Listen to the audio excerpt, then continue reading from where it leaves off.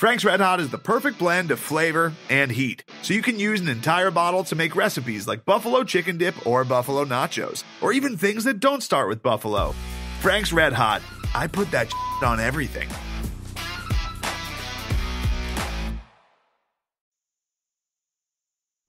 Hey, Craig. So I drug my ass to the College Hill bars and I drank till I had no shame. Jeff, I know you've heard that song, right? I'm sure I have, but I don't know what it is. Well, I don't know. I was saving this for pop culture later, but we can get into it now if you want. I mean, I don't know. Should we? Maybe we should hold on to it and just call it a. We'll hang some suspense on it so that, like a teaser, so that people actually have to hang around. Let's do it, man. Okay. Let's do that. That sounds good. So, hello and welcome to episode 16 or 17, depending on what you're counting. I know. Podcast. I feel like, by the way, I should adjust that. Like it's eating at me that we're on the one side of our podcast website, it says one number and then the episodes are numbered a different thing, just because I didn't actually officially number the Ernie Kent podcast. So I don't know. Maybe we should solicit input from the readers as to how we should, take care of the numbering, whether we should retroactively assign an episode number to Ernie. But then we've got all these episodes where we call it a number that then it wouldn't be that number anymore. So I don't know. Maybe it should be like checkbooks and we start with number 500. There we go. It looks like we're more experienced. Next episode's going to be episode 563. Yeah, exactly. People are going to be like, what happened to the other 500 episodes? Well, we didn't pay our SoundCloud bill or whatever, or Podbean bill. That's what that would be. Sorry, that's what we'll just tell everybody. Sorry. No. I know what we'll say. We'll say we put them on MySpace and they were lost during the migration from one server to another. And you know what? Sorry, folks. They actually existed, I promise, but now they don't anymore. Rest in peace, my MySpace profile, which was a beautiful picture, a picture of my life in 2007. I think was the last time I updated it. So. Was it just one picture of your life, or was it was the background like a tiled, Oh man, yeah. All of those pictures tiled so that you could have music on there, and then you assign your top 10 friends. It was, I now I don't know who my top 10 friends were in 2007, and I'll never know. That's really sad. I know. I mean, how will those people ever, realize their full potential if they don't know if they were one of your top 10 friends 12 years ago? Yeah, they won't. I'm sorry, everyone, but that's your fault. Them's the games on the internet. Ain't nothing forever on the internet. It is pretty funny though. We sort of have this assumption that everything on the internet is going to last forever. We sort of approach it that way. And then all of a sudden when something disappears, we're like, what the hell? Stuff's not supposed to disappear, right? And it's I just have this, it's not really a recurring nightmare, but I'm a little I don't know if you're this way with pictures of B, but it's I'm sort of feeling like I have my family pictures, all the pictures I've taken of my, Sarah and the kids and everything. I've got them in 3 different locations. I've got them backed up on Google Photos. I've got them backed up on a local drive, and I've also got them backed up on iCloud. It's I'm not fooling around, man. I don't want those things disappearing. Yep, I use the Amazon Photos and I pay for iCloud, and then I store them locally as well. So yeah, especially the B pics and especially my beer pics. I don't want to forget about that. Oh goodness, heck no. But I will. That's I taking will up say, a terabyte on its own. Oh yeah, I will say, as Jeff alluded to, nothing on the internet is forever. So you should like and subscribe to this podcast and listen to all the episodes. That's right. Because you never know when they'll go away, and especially our last one, which is a beautiful hot mess, as we heard from one of our listeners. Sexy hot mess. Sexy hot mess. just of one microphone picking up all the sound, fight songs breaking out, random conversations going in the background. Yeah. That's anybody who actually listened to that entire thing, I would love to actually hear from someone someone other than you and me who listened to that entire thing. I know my mom did because she responded. Yeah, she responded. Well, she'll listen to everything every time, but she responded to on Twitter. The final thing on the podcast is your wife and I, Sarah and I, discussing Real Housewives. And we had agreed that Real Housewives of New Jersey is the best one, but my mom comes in and comments that Real Housewives of New York is fire emoji. My mom's so cool; she uses fire emojis. So she made it to the end. Yeah, despite the unceremonious ending to your conversation, which was a little computer snafu, but yeah, other than that. So yeah, but this time we are back at home and we have our normal setup. We both have microphones. Yeah. They're plugged into different computers. Plugged into different computers so that it's not so like we did. I mean, I feel like I should tell anybody who actually listened to that. Like we actually did like a little test to make sure that everything was working okay, but I think I got sort of a false positive with the. Yeah, I think it was your voice was being picked up on my microphone because actually when you were talking pretty loudly, our guests wouldn't talk that loud, but you were talking loud enough to be picked up. But but yeah, Well, and let's even tell the whole story of how that happened. So we bought a mixing board to bring so that because I was like, okay, I got this mixing board so that I can run the one channel into the computer for the recording. And I was like, awesome, we're gonna do this right. And I ordered it on Tuesday night. In fact, I ordered it while we were recording the podcast last week. And Amazon said it'll be delivered by Friday. Well, I needed to leave my school. I need to go straight from my school to Pullman on Friday. Wasn't going to be coming home. So I was like, all right, well, I'll get it delivered to my school, right? Because those tend to come a little earlier. And I just thought, it'll be there before I have to leave. So it gets delivered to my school. Secretary sends me a message. Hey, you've got a package in the office. Okay, great. Well, then, school ends and I'm trying to get the heck out of there and I got to stop and I got to talk to 3 different people on my way out. And of course, your idiot co-host here forgot the mixing board at the school. So now I have the mixing board. It's very beautiful, and I'm sure we'll use it at some point to do I don't know if we'll do like another live show like the tailgate, or if we'll just, hit up a tap room or something and record from a tap room and have a couple beers maybe this summer or something. But yeah, it was supposed to be better than that. But the fact that it wasn't better than that is actually, I think, pretty on brand for us. Yes. We don't care. So you didn't care enough to bring the device that would have made that sound somewhat professional. Instead, it sounded like, well, it sounded like a tailgate where you're standing next to one guy that is screaming the whole time. Yeah. It was. But go back and listen to it. It's pretty freaking funny. You want to hear some of our guests at their inebriated states? You can.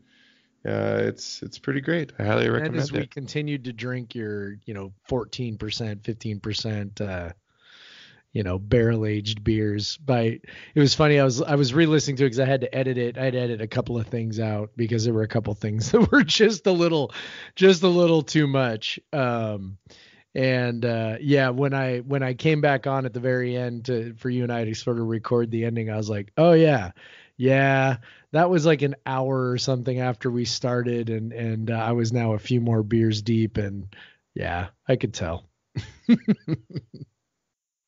Yep. So anyway, speaking of drinking beer, what are you drinking, or what have you been drinking, or did you just drink enough this weekend and you don't ever want to drink again? Well, I definitely drank enough this weekend. But I didn't drink as much as other people, so I'm actually okay to drink again tonight.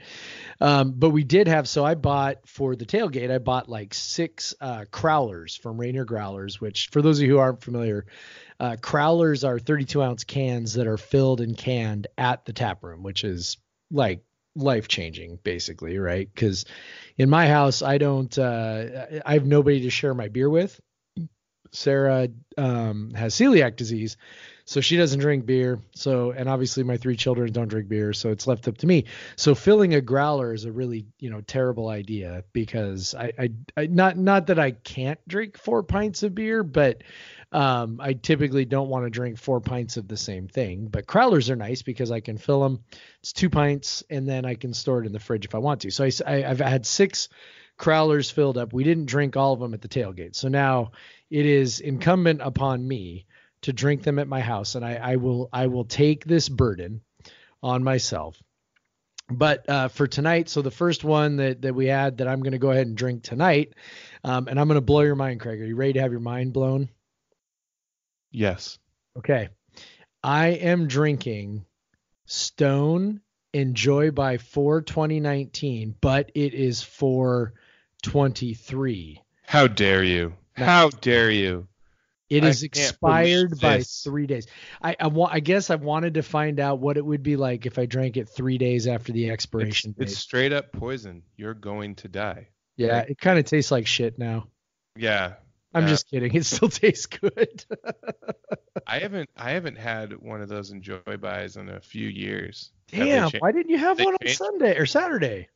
Because I've had it a million times.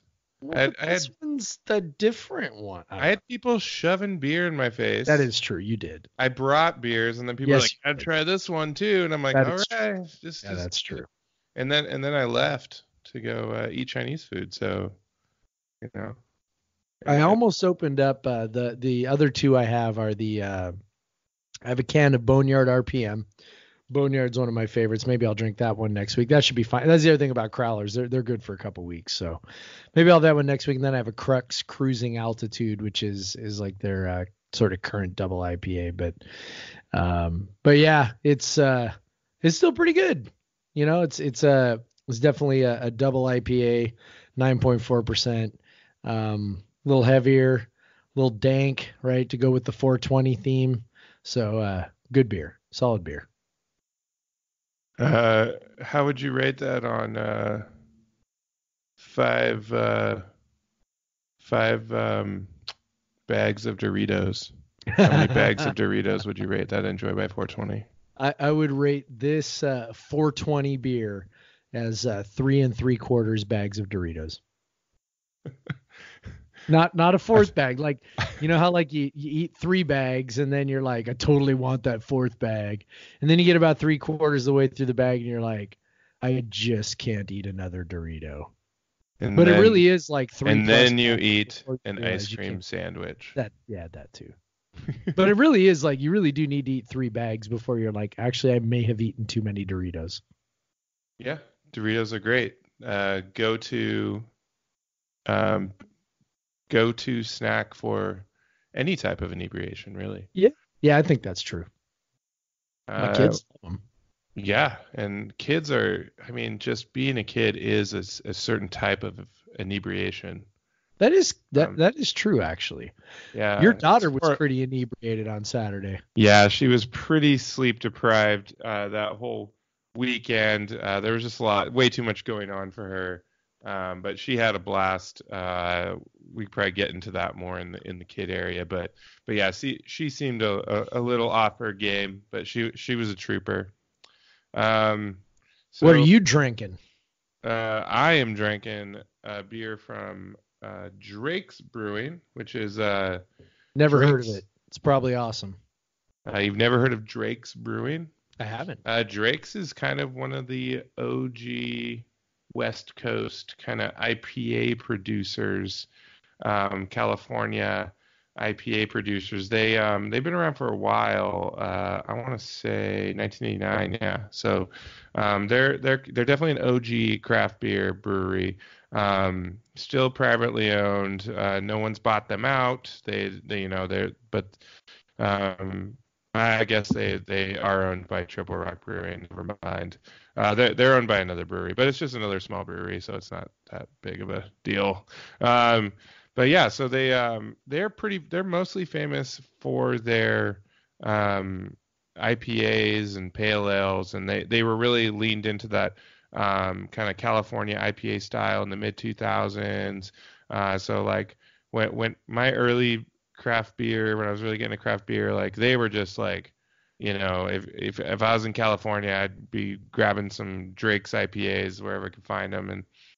And they actually though won, apparently a Great American Beer Fest won a gold for their barley wine. I'm drinking something along those lines. It's called Island Diaries. It is a rum barrel-aged quad. A quad is originally a Belgian style. It's a style that kind of originates with Trappist breweries. It's just a really big malty Belgian beer. So you have the lineage of the doubles, which are typically hit around 7%. The triples will hit around 9%, and then the quads will hit around 10 to 12%. And they're usually dark brown or kind of a ruby color, and they very malt driven. So they're kind of like a cousin to the barley wine, if you could say that.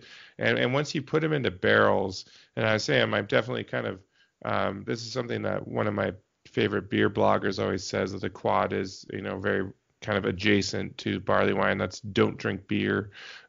He always says that, and this is definitely true on this beer. It looks like kind of a dark barley wine, a darker brown barley wine. But yeah, it's as I said, aged in rum barrels. They're telling you to look for coconut, banana bread, and rum spice. I'm trying to let it warm up so I can get some of that. I definitely get the kind of spice on the nose. The rum is not so some rum barrel aged beers can be super intense on the rum, especially the ethanol side of it. But generally you want to get that sweetness, especially when you age a stout or a barley wine or a quad or something in it.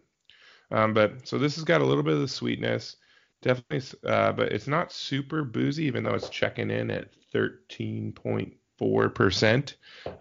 So it's got some punch to it. It's definitely got it definitely has the body to match that alcohol. It's fairly thick. It definitely you get some quad notes. Like there's a very hint of kind of the sweet quadness, but really this thing has just turned into like a product of the barrel, and so it's very sweet, as rum will tend to be compared to some of the other spirits, because it is made out of sugar cane. You definitely has the wineish qualities. You get a little bit of caramel, a little bit of toffee in there, but I haven't gotten much coconut yet. I was hoping for that. They don't add coconut, but I think they're just hoping the rum kind of gives it that vibe. But all in all, yeah, it's I don't drink Drakes that often anymore. But I just don't look for their IPAs anymore. But so I saw this come up and I picked it up. Definitely wanted to try something different, something new. I'm always down for these big malty barrel-aged bombs. This is pretty solid. I think out of 4 pina coladas, or out of 5, I mean, I'd probably give this 4 pina coladas, since it's talking about island diaries and such. Go with an island drink, but yeah, I'll give it 4 out of 5. But yeah, it's a very interesting beer, and I'm excited to look forward to killing the rest of the bottle. Then I have another sidecar beer for today as well, of course. I can't believe you didn't start the podcast with "If you like pina coladas." Dun, dun, dun, dun, dun, dun. Dude, don't try to encroach on my my creative space. I'm creeping on your territory is what I'm doing. Yeah, I didn't. So I was like, I sometimes I'm like, I don't want to come up with a song, but man, at the tailgate, what song are you gonna sing? What song? I wasn't even gonna sing one. So yeah, we had to. So now the pressure's on. I gotta do a stupid song before. You have to sing a damn song every damn week. And I do not have a good voice. I don't know why you guys are asking for that. So good beers tonight. I also have a Juicy Bits from Weldworks. It's an IPA Sorry, WeldWorks in Fort Collins, Colorado. That'll be my second beer. I've had it before. It's pretty tasty. Yeah, but I didn't want to lead off with another hazy Yeah. IPA. We've been doing a lot of those lately. Yeah. The people who make it all the way into the podcast might actually be in for a treat by the time I drink 32 ounces of 9.4. Yep. That's what. Yep. You're gonna be feeling good, brother. Yeah. Tummy's getting warm. I got some habanero cheddar pepperoni here, along with some cheese from the cheesemonger in Leavenworth. You ever been to the cheesemonger in Leavenworth?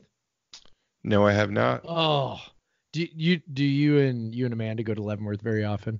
No, we do not. Okay. All right. Well, if you do, you got to go to the cheesemonger. It's a specialty cheese shop that's right downtown, right? There's like one street, but anyway, it's a specialty cheese shop that's right there on whatever it is, Front Street. And they have, and I kid you not, they have really, really good cheeses. They also have a pretty decent selection of like European beers. It's 'cause it's a European themed town, right? Pretty decent selection, lots of Belgian beers. I don't know if you would approve of their selection or not on that front, but yeah, it's a good place. So anyway, that's kind of neither here nor there, but we yeah, had some. that's what I have to eat. We were able to pick up some cheese from Ferdinand's on Friday. We had last night. Oh, yeah. We had some smoky cheddar and some hot pepper, which is their like version of pepper jack.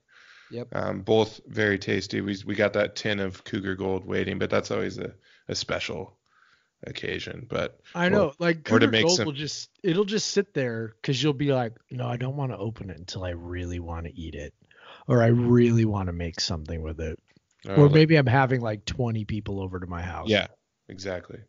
And it gets crusty and interesting. Yeah. There's crystals on it. So fun story about the Cougar Gold that I have. So we went to, as I alluded to in the intro, we went to the Hill Bars with a couple of our friends. One of them was on the last podcast to kind of relive our glory days, as you will. And our Lyft driver that took us up to the Coug, we chatted with him a bit and found out that he was graduating in May, and then he's got a job at the Tillamook Cheese Factory. So he's got a food sciences degree, and he actually worked at Ferdinand's. And he said, look for his name on our Cougar Gold tin, and it turns out it was his name on our Cougar Gold tin. I can't pronounce his name, so I'm not even going to try. But I'd have to go back and read it phonetically, which would probably be wrong. So, but yeah, so that was a little fun. We went and we checked that the next morning. We're like, oh, that's cool. We got the same cheese. But yeah, so we went out and we went out and went to the Coug. It was way nicer than going to the Coug on a regular football weekend. A lot here. We did some partying. We wanted to go dance at Valhalla, but they had the bottom shut down. And we're used. Maybe it's because it's Easter weekend. There's some students out of town or something. But yeah, usually it's 80s night on Saturday. But we're in school. But then I think it's like 90s and 2000s night now, or 80s, 90s night or something now.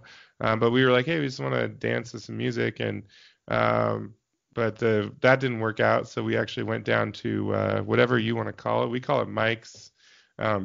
You probably call it Shakers, Jeff. Yeah, once upon a time. Now it's called Stubblefields. Stubblefields. Yeah, and so we danced. It'll always be Shakers. Yeah, we danced our butts off there. I had enough to get up in the cages and do a little dance up in those. But the end of the night. Wait. Can we just pause for a sec to appreciate what you just said? How did that go, by the way? Always well. I got more rhythm than would appear from the outside. I don't know, man. I don't know. Yeah. I have to see this. Is there video evidence? Yes, there is. Amanda has video. I do. You do? Yeah. Well, wait. Were you taking video of yourself while you were dancing? No, my friend was. Oh, I see. Yeah. I see. Yeah, but yeah. I'm gonna So have to see this.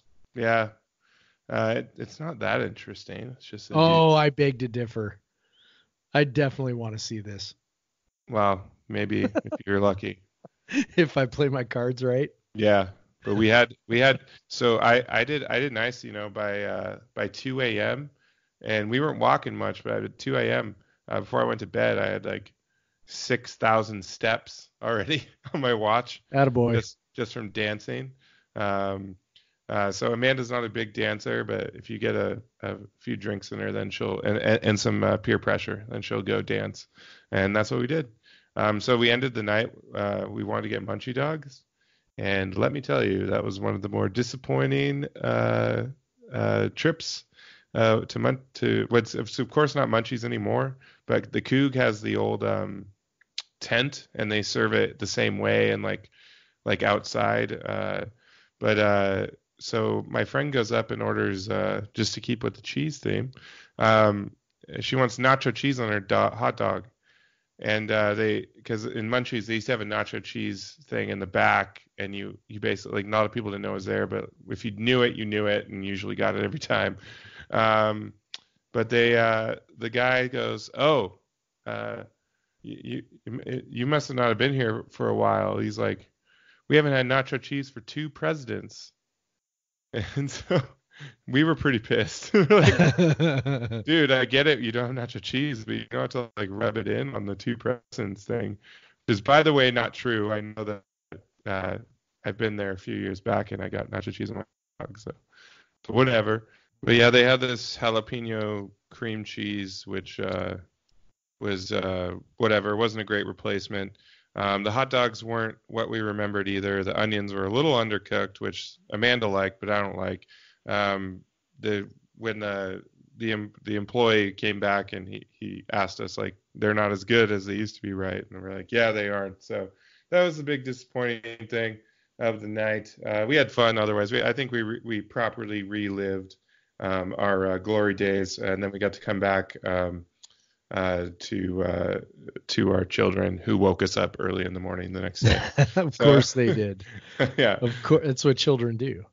Yeah, so I guess we talked about, obviously, the spring game quite a bit on the last podcast, and as hectic as it is, I think you can get some good talk on there. But Jeff, I just want to get some thoughts. Just kind of let's talk about some overarching themes of spring ball, because it did officially end today. The last practice was today, as the day we're recording on Tuesday.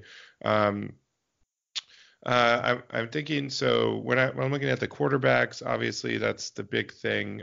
We don't have a quarterback as of yet, but today Gage Gabrut was full participation, and he did 2 of the offensive drives, and then Gordon and Tinsley each took one. I think we all thought that maybe Gordon looked the best at the spring game. What do you think, Jeff? Do you still think it's Gabrut's job for now, and we'll see in fall camp? Yeah, I mean, I think it'll come down to Gabrut and Gordon. Gordon looked better to me on the one practice that I watched, and granted, that's a one one practice sample size. So, I'm not going to pretend that that's sort of everything, but basically what I saw in the practice that I watched is more of what I saw in the spring game. So a guy who was in command, a guy who could make throws, a guy who was maybe a little inconsistent at times. And I think that's going to be sort of the crux of the deal, because Leach, if you listen to very many Leach interviews, you hear a lot about consistency, right? Consistency and attention to detail. And, you just kind of hear those themes over and over and over again. And I do think Gordon has a little ways to go to get that consistency. But I will say, I know that, at this time last year, before Minshew showed up, I definitely felt like Tinsley was a little bit ahead. He just looked a little more in command. Gordon looked a little more, I don't know, a little more wild, I guess, or I guess that's just another way to say inconsistent, right? Where, the throws he would make would kind of seem to be all over the place a little bit. And, he seems more locked in for longer stretches now. And again, this is, practice. So it's not like, you can tell too much off of that. And I think fans try to read a ton into these things. And I can tell you from, again, both watching Leach's interviews and then also, being around Leach a little bit when I was in Pullman, I think fans place a lot more stock in what they see in these spring drills and spring games and spring practices than the coaches do. I just think that they look at this, and I know Leach talked about this today after today's last practice. Coaches really look at spring drills as an opportunity to grow, as an opportunity to put guys in the right spot. They're not looking at it as if there's a game tomorrow. They're looking, or this weekend, they're looking at it as if there's a game in, 4 months, right? So that's kind of how they approach it. And, if you kind of look at it in that light, Gordon looks like he's sort of made the biggest strides. He looks like he's the guy who's ready to do it, if there were a game this weekend. And so that feels good. I mean, we talked about it on Saturday on the, the crazy podcast, but, Gordon made a couple of throws that were really impressive. There was one, where he kind of dropped it in the bucket, I think to Renard Bell. I can't remember for sure, but just kind of right on the sideline, over the linebacker or over the corner who was sitting and then under the safety. So, really nice throw there. And, so nothing I saw there made me think that, he couldn't do it. I've kind of long said that I would be entirely comfortable with either Gordon or Tinsley, whichever guy won it. We talked about this before Cabrude officially transferred and was approved. And so, I still feel the same way. I didn't see anything from Gordon that made me think that he couldn't handle it. But I do think, again, that, Cabrude is, I don't know. I just feel like he's, and I don't have any, special insider knowledge on this, but it just feels like, when you got a guy who's got as much experience as he does, that's worth something. And so it will definitely be interesting to see kind of how quickly he picks things up. And I know that I think they wanted to see him in one full speed practice like they did today, to just kind of get a sense of where he's at with that after he didn't play on Saturdays. So, yeah, I think it'll probably be Gabrud and Gordon. And I'll also kind of throw this in, and maybe you can give some thoughts on this, but, just kind of piggybacking off what I said about this maybe not being as significant to the coaches as it is to the fans. I think people are probably way too down on Cameron Cooper after what happened on Saturday, because obviously he did not play well, and I think everybody knows that. But, I can tell you that he has actually had a pretty good set of spring practices.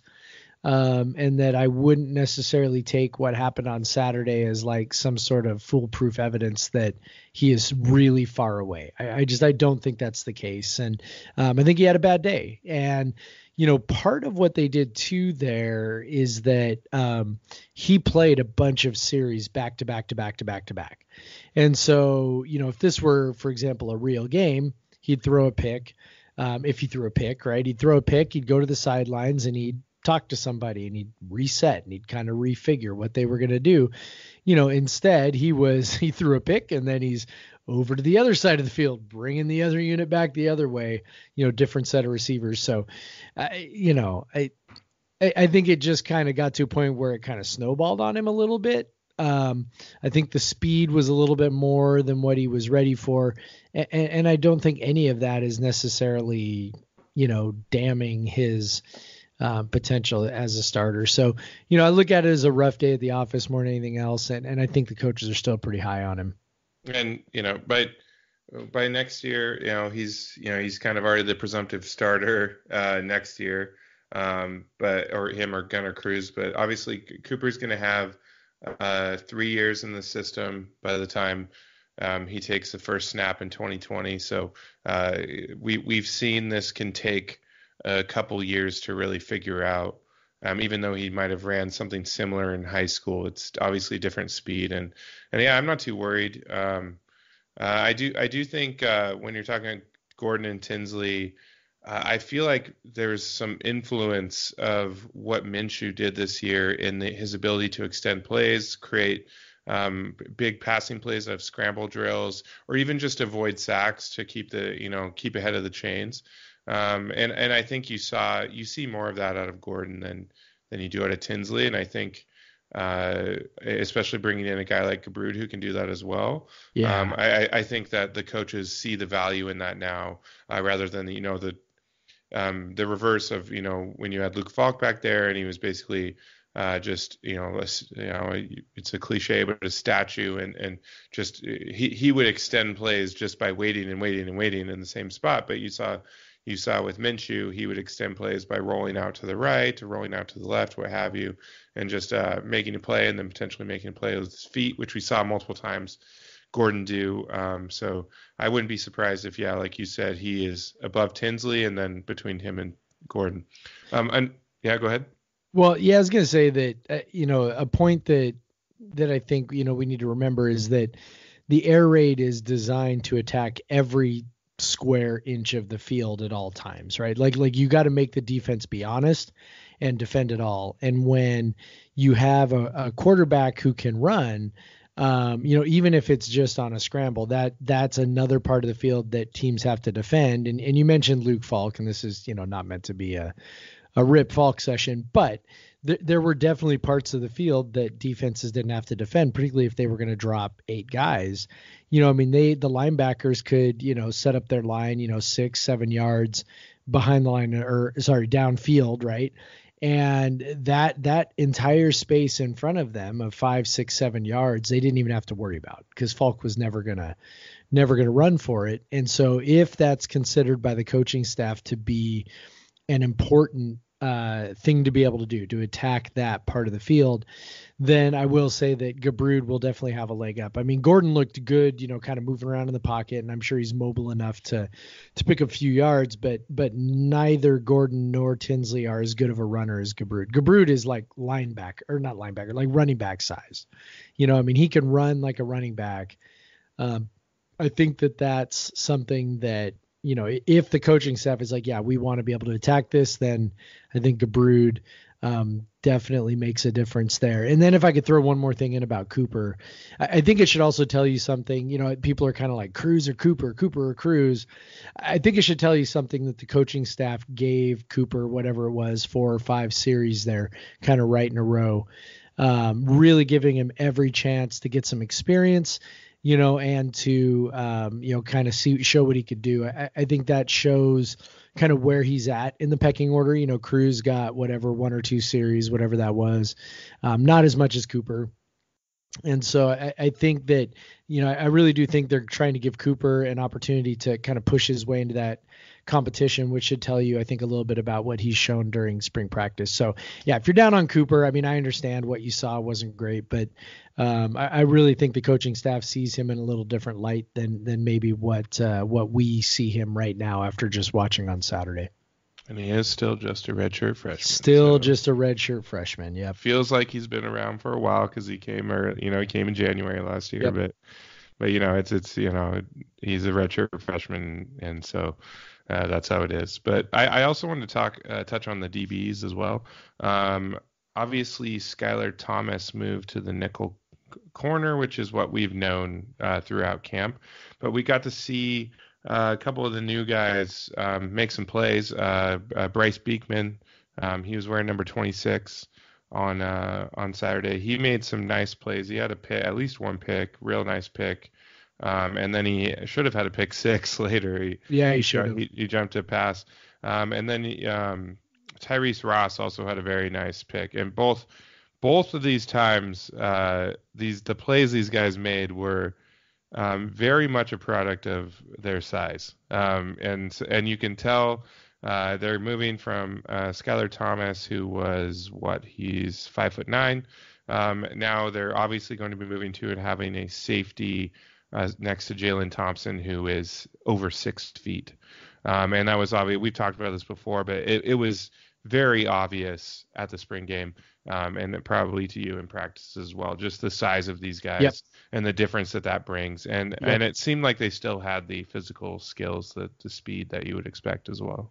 Yeah, I think they were impressive. We kind of talked about this on Saturday's podcast, but I think you feel good when both sides make their share of plays. I don't think you ever want to see a spring game where one side looks dominant, because that might be an indication you've got a problem right on that side. And I think that both sides made their share of plays. The defense made their share of plays. The offense made their share of plays. Obviously, we talked about Desmond Patman before, the beastly play he made there at the end.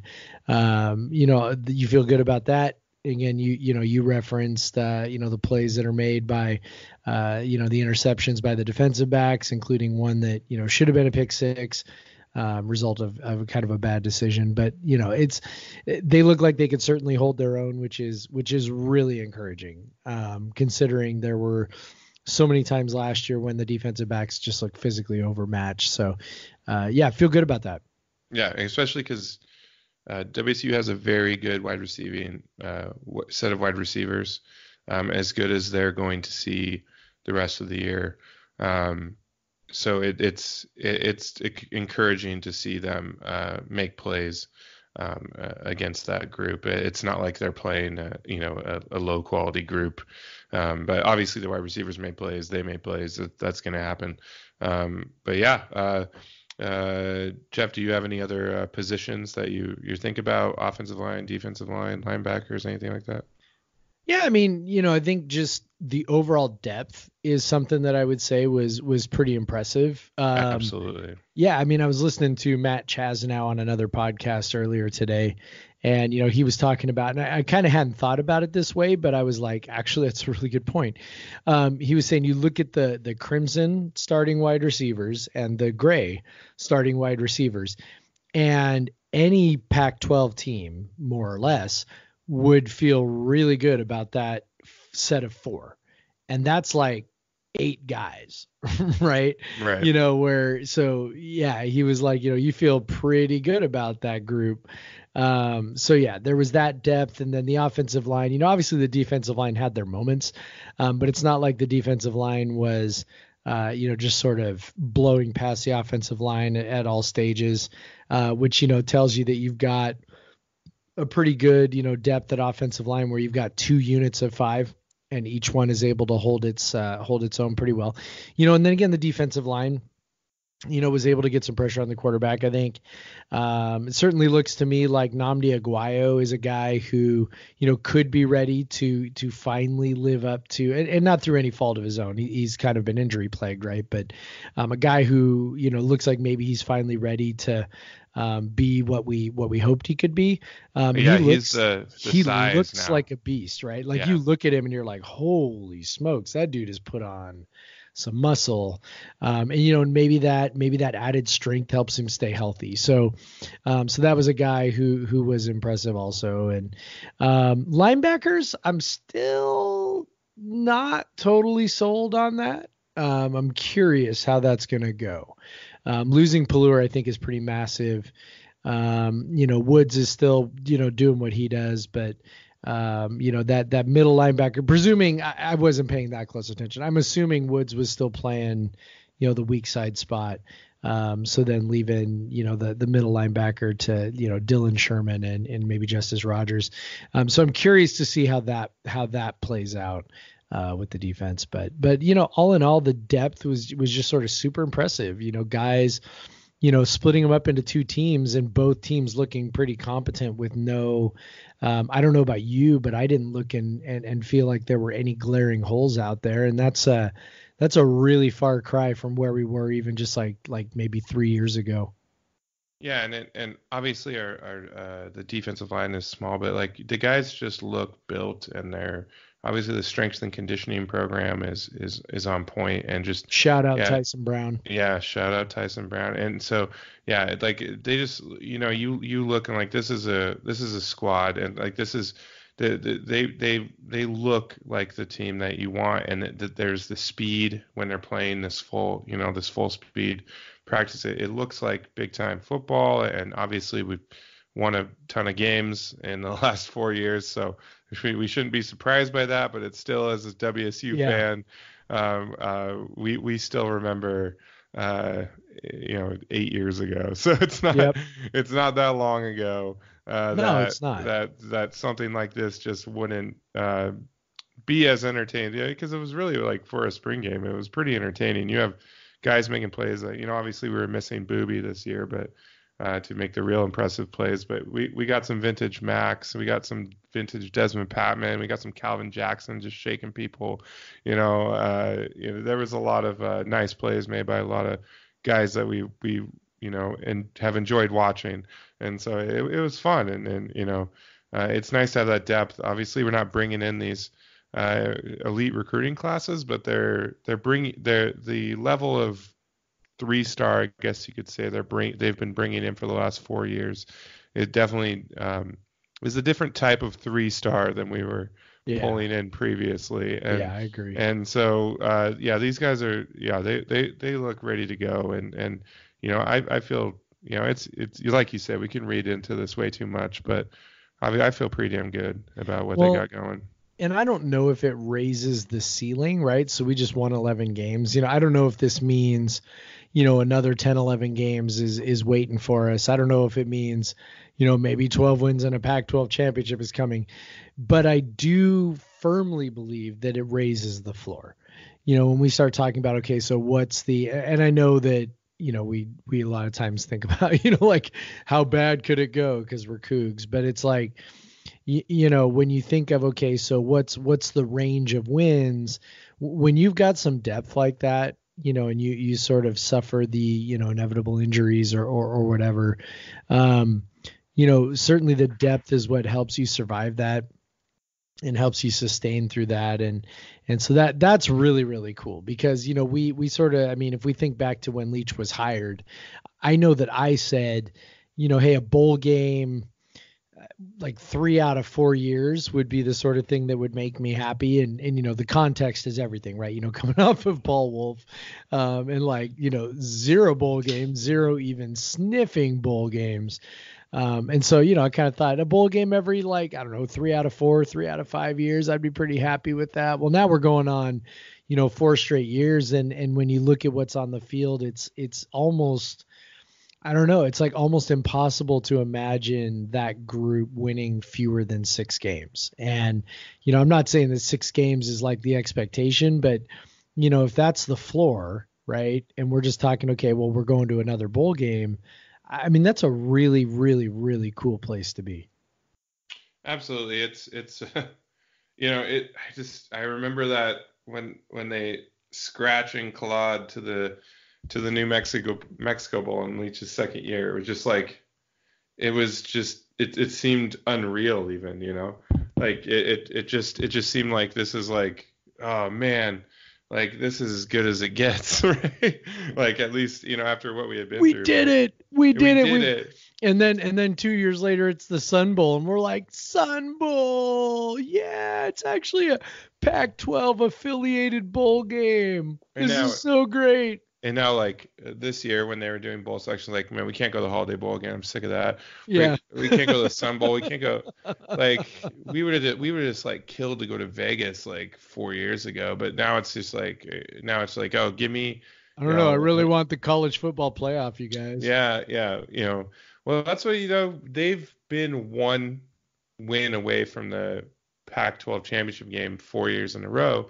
The first year, it's 2015, it was Stanford, and then the last 3 years it's been UW, and so it's crazy to think they've won 6 or 7 conference games every single year for 4 years, and they've been a top 4 team essentially for the last 3 years, and there's no reason why the WSU should have that sort of sustained success, but it's happening. It's Mike Leach, man. It is, and it's Mike Leach. He's the secret sauce. It's incredible. Yeah, it is incredible. and last year showed us that we can, go a little higher.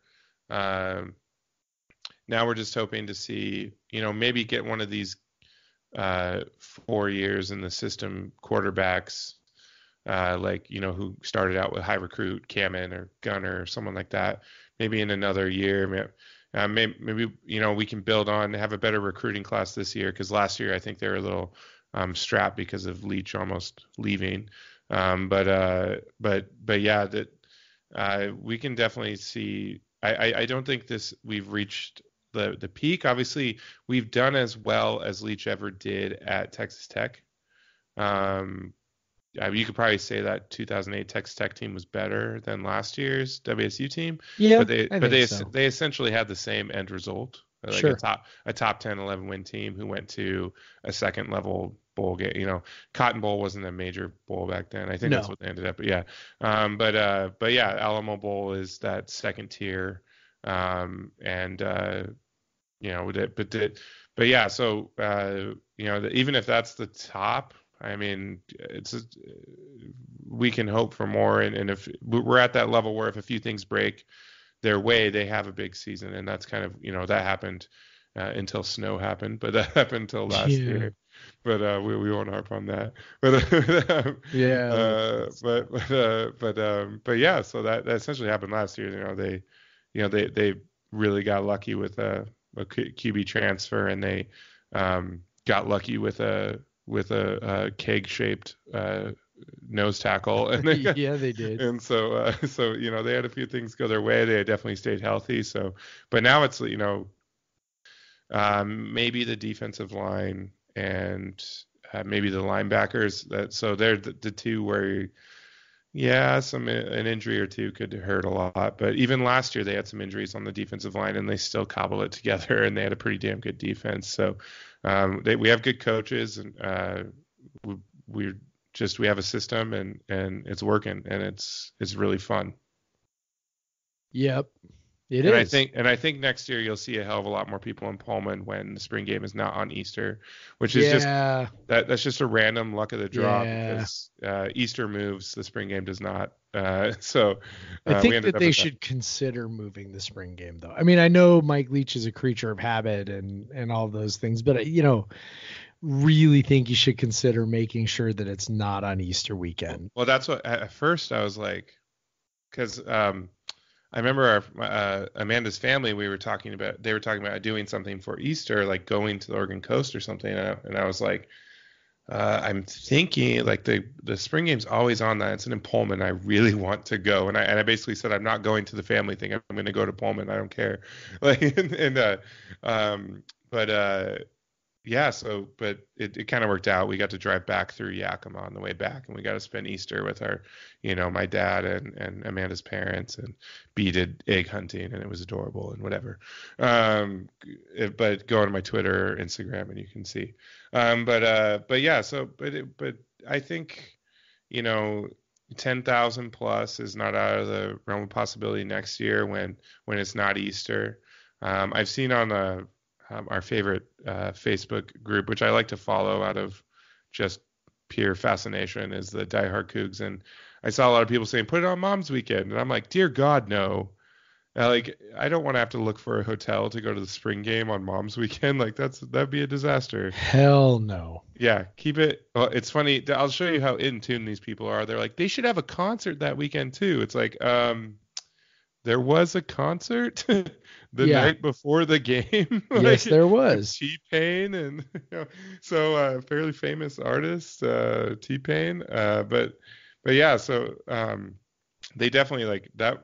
That was a hell of a weekend to be in Pullman. Like if you wanted stuff to do, there was a ton of stuff to do. Unfortunately, the rain blocked out the killed Cougville, but whatever, man.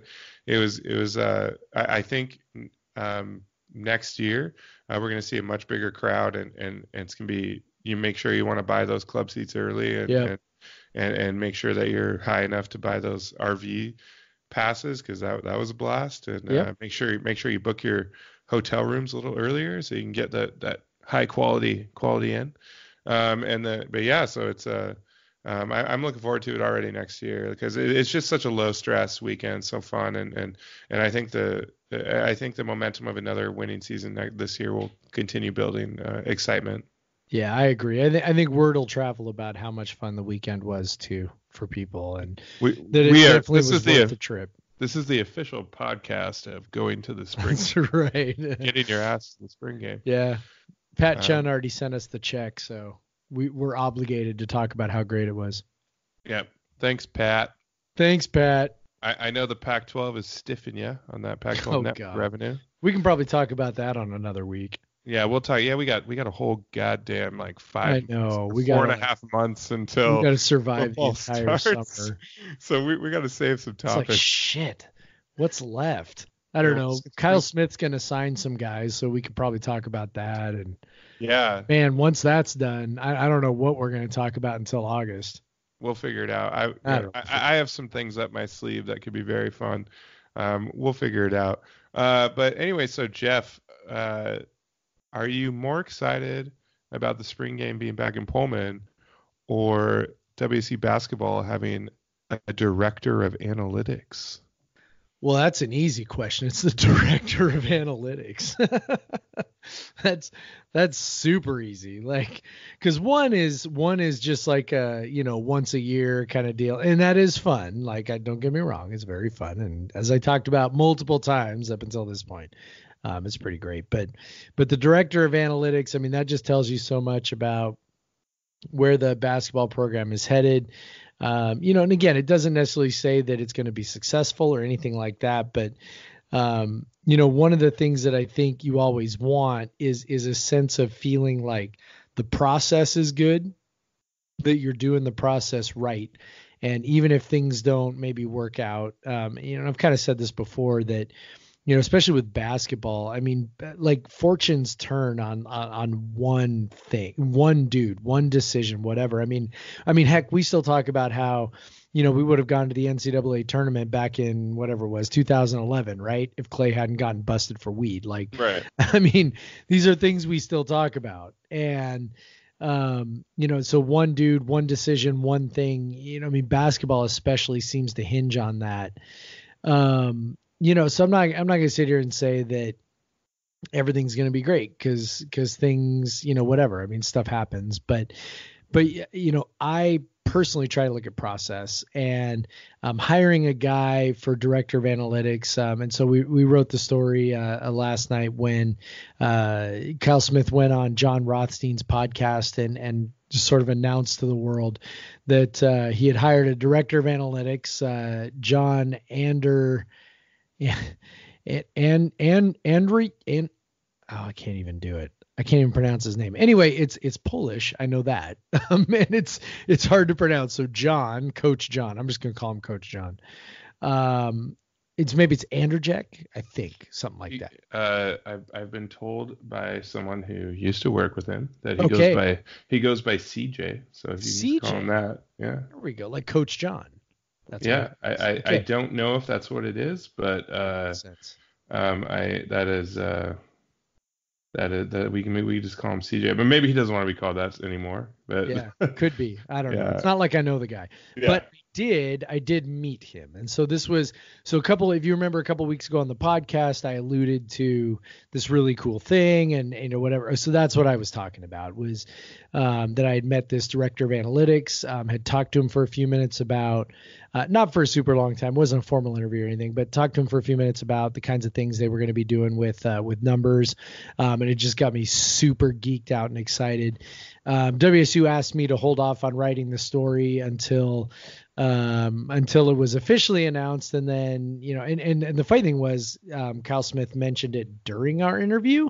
So I was like, maybe he shouldn't talk about it during the interview, but that's okay. I'll hold it if you want me to. And then, he goes on this podcast and is like, I hired a director of analytics and his name, so it was like, all right, fine. I'm going to, I'll write the story. So yeah, it's, it's the process, right? You see that, you go, hey, the process is good. They're trying to do it the right way. Trying to, look for these inefficiencies. And I kind of love the fact that they haven't signed anybody yet. And I know that that's, maybe seems counterintuitive, but I just remember Ernie getting hired and then like just sort of gobbling up whatever dude would say yes. At this point, Kyle Smith's pretty much down to 6 guys on his roster. And so he's got a lot of spots to fill. He's got 7 scholarships available, well, let me rephrase. 7 scholarships available if the 2 guys who signed don't want to stay. We don't have any indication on those 2 guys yet. If they do, then you'll have 5 scholarships available, and that's still, that's still a lot, right? Right. So it seems like he's being selective. I don't know if that's actually true, but that's kind of what it looks like, is he's being selective about, or maybe just everybody's saying no, but I'd like to believe that that he's being selective. So I feel good about that. Feel good about the hire. I just feel like, I don't know. Like I feel great about the process of the hiring. I feel great about Smith's process that he talked to me about as far as how he goes about adding talent. Again, it may not work. It might just still suck, and this season might still be super rough. But I feel good that it's being done in a way that at least has a chance of success. Yeah, absolutely. I remember when you were in Pullman, when you said that you sent me a message. You're like, hey Craig, I just talked to our all caps director of analytics. Which is great, and it sounds like we're not sure exactly which position he'll hold, but right now he must be doing something in an assistant coach role. He could end up DBO or anything, but for now they got a few guys on the ground, and they're evaluating these guys. I saw one recruit put us in his top 3, who was not even WSU was not on his radar before, and along with Cal in Nevada. So that kid obviously is looking for a place with a new coach. Yeah. So obviously. But yeah. So there's obviously they're looking at guys, and it's not just JUCO transfers. I'm sure that there'll be a grad transfer in there or something like that, just for the sake of having some older guys on the roster that you can, not go the full wolf method of tearing everything down to the studs and seeing what happens there. Well, and he definitely said during our interview that he did not want to do that it was important to him that the program remained competitive, even as they sort of get their guys in place. Or becomes competitive. Yeah, right. He kind of talked about that. And another thing he talked about with his programs at both Columbia and San Francisco is it was kind of like year 4 when things really took hold. And I think at Columbia, if I remember right, it might have even been year 5, because I know the first couple of years he was sort of figuring out how to run his own program. But I know that he definitely said, hey, San Francisco, this was the year, this upcoming year, that they felt like was going to be the year they really got over the hump, that was going to be the year that they really sort of took that leap, and everything happened kind of a year ahead of schedule last year. And so, there's definitely, I would not be surprised if he takes a couple of JUCO kids. Again, just to sort of, and a grad transfer. So my guess would be you'd probably see 2, maybe 3 JUCO / grad transfers where you're taking a guy who's only going to hold a scholarship for a year or 2. I think he's really looking for that balance between being competitive and then also investing in the future. And the reality is that when you're recruiting with such a short time frame, you can be selective, but you can't be too selective, right? I mean, you still have to have enough players to field a team, right? And so, if you don't, maybe take some guys, that might help you a little bit, then, what you end up with is kind of what Cal had a couple of years ago, and it just kind of got worse from there, and they really bottomed out. It's basically the Paul Wolf method, right? It's kind of what you talked about there, where you just sort of say, well, we need to get rid of the bad apples, and we're going to do it right, and we're going to, it's just, there's a real danger, as we know, to sinking down into the abyss. It's really tough to pull out, and a coach can only play the hey, we're new, help us build a new thing card for like 2 recruiting classes. It's basically this one, which again is a short time frame, and the next one, and then after that you better have some results to show. And that's what you saw with Wolf, right? Where those first 2 recruiting classes, those were the ones that really, especially the second one, right, was the one that kind of made, he made some hay, where he landed guys like Jeff Toole and Marquise Wilson and Dayon Buchanan. Those were guys who kind of came in that class where it was still early enough that you could sell the hope. And then all of a sudden, 3rd recruiting class, 4th recruiting class, you see like, okay, it's not going well, right? That's when you sort of fall off. So I know it's important to him to increase the competitiveness. I know defense is going to be the focus. And so I think he's got a sound strategy, and I think that'll involve a few transfers, 2, maybe 3. And other than that, I think he'll be looking for some high school kids that he really thinks he can develop. Definitely. And coming up soon on our, if you're a subscriber, we should have some cool interviews. Yeah. I got one more story to write, so I'm gonna kind of hold the stuff back until I get that last story. But I'm hoping to post the full audio of my Kyle Smith interview. After I get that last story written. And then we're hoping to get another one. That'd be nice. I won't give away too much, but it could be super fun. Yeah. Probably a special podcast, but that's the beauty of this new regime is that they seem to like us. So we could have some fun with this. Got to keep our objectivity though, Jeff. You got to be just as mean to them as we were to Ernie. No, I don't. No, I don't. I'm a fanboy. There's no doubt. I'm a fan. It's going to take a lot for me to jump off the Kyle Smith bandwagon. I'm just gonna say that right now.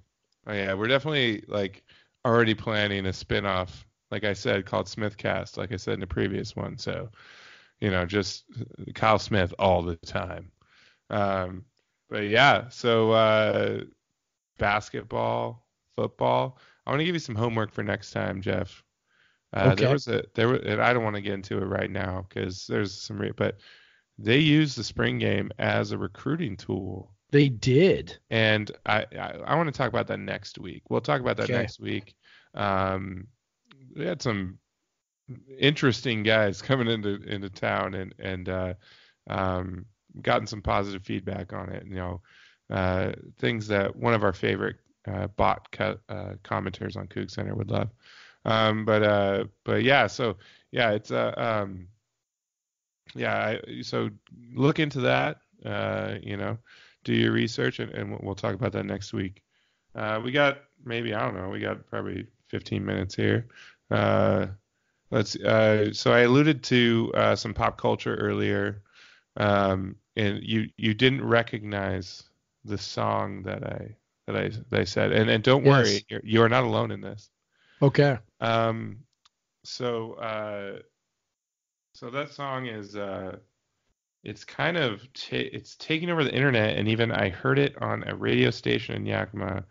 It's called Old Town Road by. Oh yeah. Okay, yeah. So I have heard of Old Town Road, but I've never actually listened to the song, so that's why I didn't recognize it. It's a rapper who made a country song, and Billy Ray Cyrus, father of Miley Cyrus, and most famous for "Don't Break My Heart," my achy breaky heart.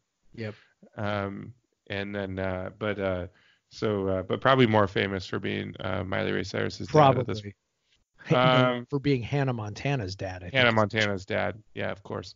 But yeah, so he that's a very interesting song. Like I said, we were at Mike's/Upload/Shakers on Saturday, and they played that song, And the Amanda and the other two, the couple we were with, we were dancing, and I got really excited when it came on, and they were like, "What the hell is this?"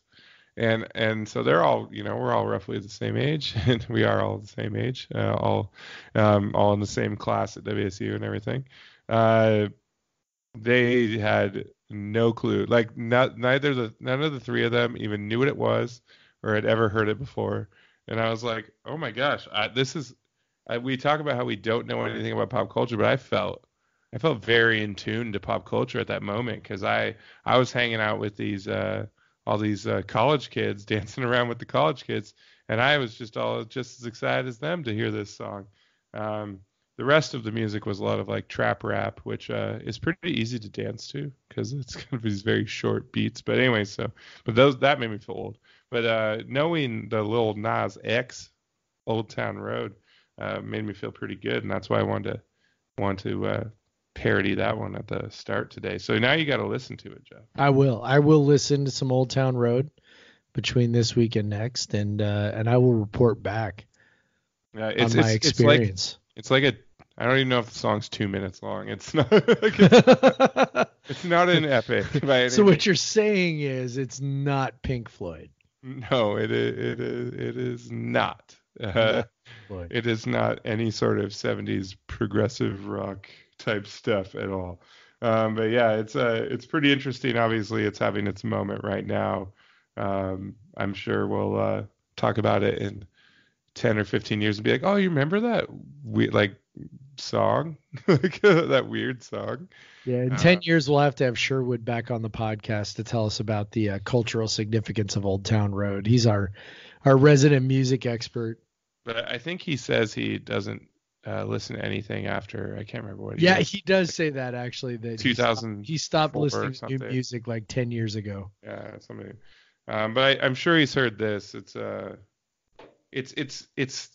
the rap song that white people can love. Yeah, and it was the anthem of Texas Tech on their run to the championship game there.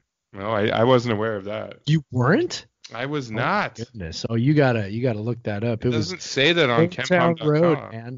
Type in Old Town Road Texas Tech and you'll see it. Yeah, it doesn't say anything about that on KenPom.com. Maybe he needs to have that feature. Yeah, I don't think that's where Mr. Pomeroy specializes. Yeah, that's unfortunate. I'm paying him that $19.99. We demand more, Ken. If you're listening to our podcast, Ken. We demand more.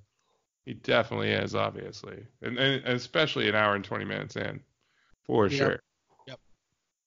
All right, Jeff. I know that you are staying home from work tomorrow, but you're not excited about it. I know teaching is one of those things where staying home from work is actually not good because it just creates more work. You have to make a sub plan and then you got to deal with everything else. And I guess this isn't that different for most jobs where you got to deal with everything else when you come back. So yeah, it's missing work is not that exciting. Plus I've missed like a whole bunch of days in the last month and a half, which, most of them are, kids being sick or whatever. So yeah, yeah, it's the season. It's not the season. It's freaking April. Like, come on, dude. Flu season's still happening, man. Flu season goes deep. Like back in January or February, not in. God, it's almost May. Good Lord. Anyway. Well, yeah. B definitely started with something in Pullman. So she got, I'm sure, everyone around, like our friends' kids. My poor pregnant sister was already showing symptoms. And if you're pregnant and you have a cold, and the flu is no good. Pregnant and you have a cold, there's literally nothing you can take that is safe. No bueno. You just have to deal with it. I know Amanda got pregnant at one point, I know she got pregnant because, B and all that. But I know she got sick while she was pregnant, got a cold that I actually brought home to her from a work trip. And I felt really bad because I could take the Dayquil and NyQuil and stuff, but you definitely can't take that. And it's the same when you're breastfeeding. You can't take that either. Yep. So she had like the whole, more than a year when she was breastfeeding, and B wasn't very ever interested in it, so Amanda was more than happy to stop that. But yeah, so whenever she got sick, and then of course she had the B vessel to bring the germs. It's always B gets sick, and then you just know you're getting sick eventually. It's just going to mutate. It's really only a matter of when. It's going to mutate inside her. So she's just been snot all over her face for the last couple of days, and just breathing through her mouth. Doesn't want to take as big a bites of things. She's not even eating either as much of her most favorite thing, bananas, because taking that bite of banana is just, I think, blocks her like ability to breathe out of her mouth too much. Because she, as I've said before, she wakes up asking for bananas, but she doesn't get any of it. But yeah, I had a kid story, and now, oh no, I have a some of you who haven't had a child may refer to your pets as your children, which is fine. There's definitely some similarities, especially when they're little. And I think you feel the same familial connection. But our boy cat, who is my cat, who has been featured on Baxter's Beer of the Game a few times, he was losing a bunch of weight, and we found out he had hyperthyroidism, which is pretty common in cats. So that was why he was losing weight, but he also looked like he was just fine, because they're like active, and he's like more active than usual. So like, and by the way, for listeners who don't know this, because I know this because I've been to your house, boy cat is a large cat. Mm-hmm. Like, so for him to lose weight, he probably has some weight to lose without you maybe necessarily realizing how much weight he's losing, because he is such a big ass cat. It's a huge cat. We noticed he was losing weight, and by the time we took him to the vet, it turned out he was actually at the weight he's supposed to be for his vet.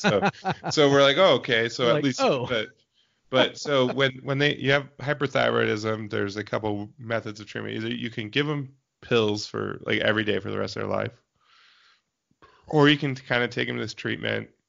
And so we had to take him up to Shoreline. There are at his stage of hyperthyroidism, there's two places in the state that treat it, and one's in Shoreline and one is WSU.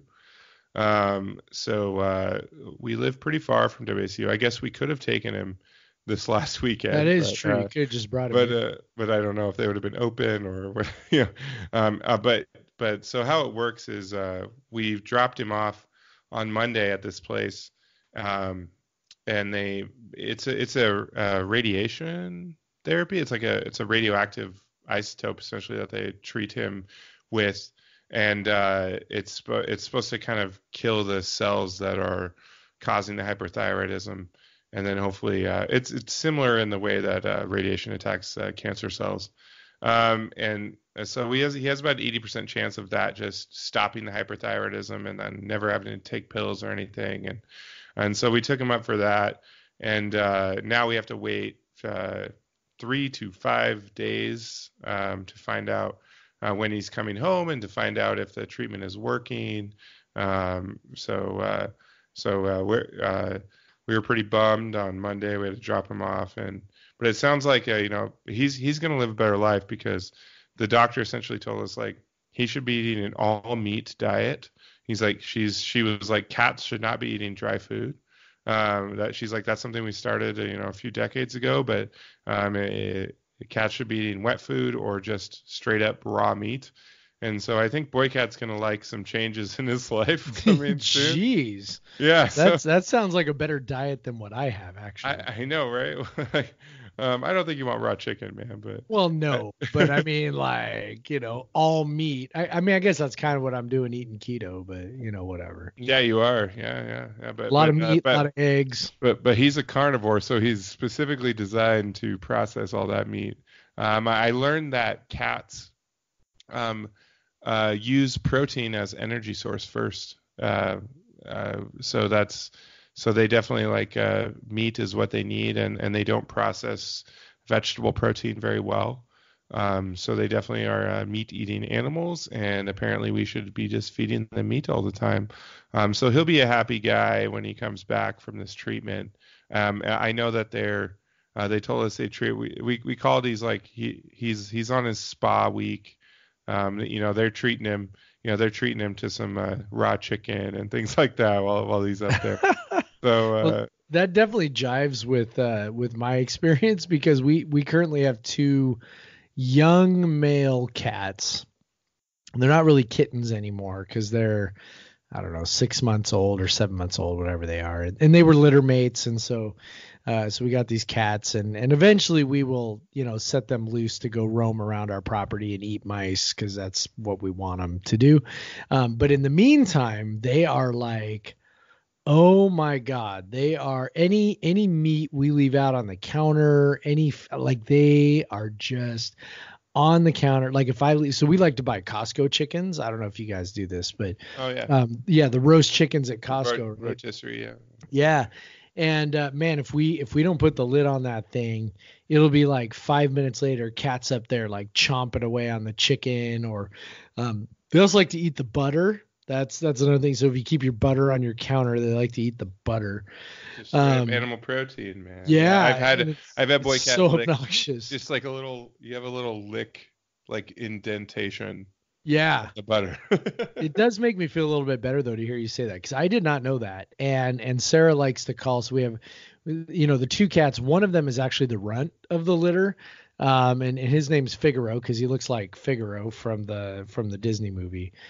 He's black with, white paws and whatever. Yeah. And Sarah likes to call him Rat Cat because he's like a little rat, like foraging for food wherever he can find it.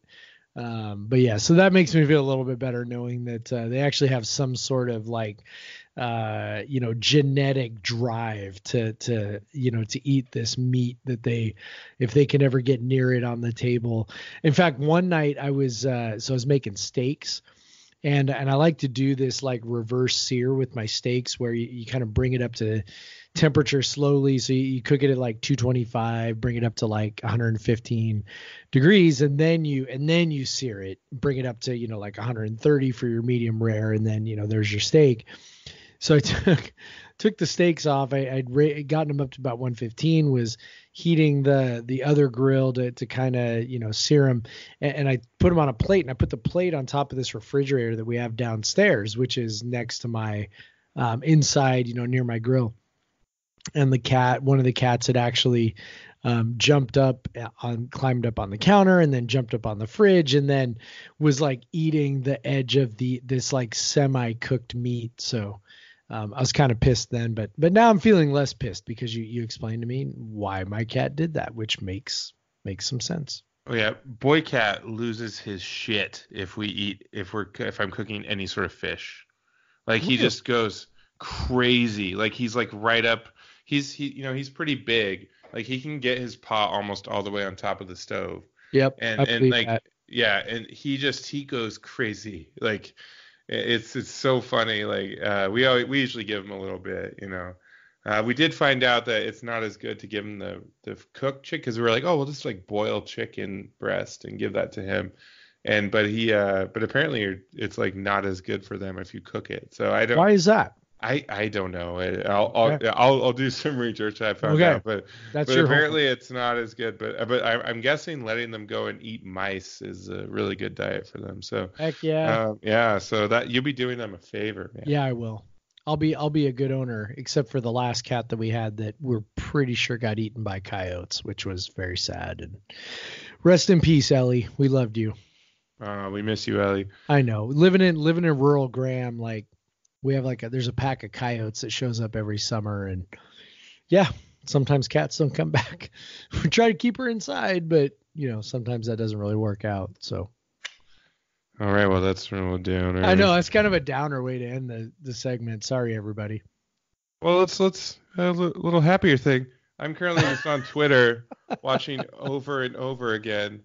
Dame Lillard hit a 37-footer. No, I am watching this right now too. Like I'm watching SportsCenter right now as we record this. Dame Lillard knocking out Oklahoma City because fuck Oklahoma City. Just, They can lose every playoff city from here or every playoff series from here until eternity because, for very obvious reasons. no, he literally hits a 37-footer to win the game. His teammates go apeshit. He just calmly turns and waves goodbye to the OKC bench, man. Oh, it's perfect. Oh, but it's 100% perfect. God, the Blazers. Maximum pain for that piece of shit city down there. That's just so much. Shows you how the hate flows for OK City when you can fully enjoy the Blazers. Oh, hell yes. Hell yes. Because I know. Well, not only that, Kevin Calabro on the call, yeah. right? Yeah, I haven't even Blazers. listened to the call yet, but I'm excited to get in on that action. Yeah. Timothy Burke, who's the Bubba Prague on Twitter, who's the Deadspin guy. He's got a quad box of the of the shot, and it's pretty great. Just 4 different angles. This is always a great day every spring when Oklahoma City gets knocked. Because it does happen every damn spring. The most satisfying one was the one Durant's last year there. Yeah. And when they blew a 3-1 lead to Golden State. Yeah. So they blow the 3-1 lead, and then every year after that, while Durant's been in Golden State, they lose in the first round. It's fantastic. They blow a 3-1 lead to Golden State. The Durant goes to Golden State. Yep. And then he blows his own 3-1 lead. So yeah, but still, it's perfect. I love it. Yeah. Fuck the Thunder. Yep.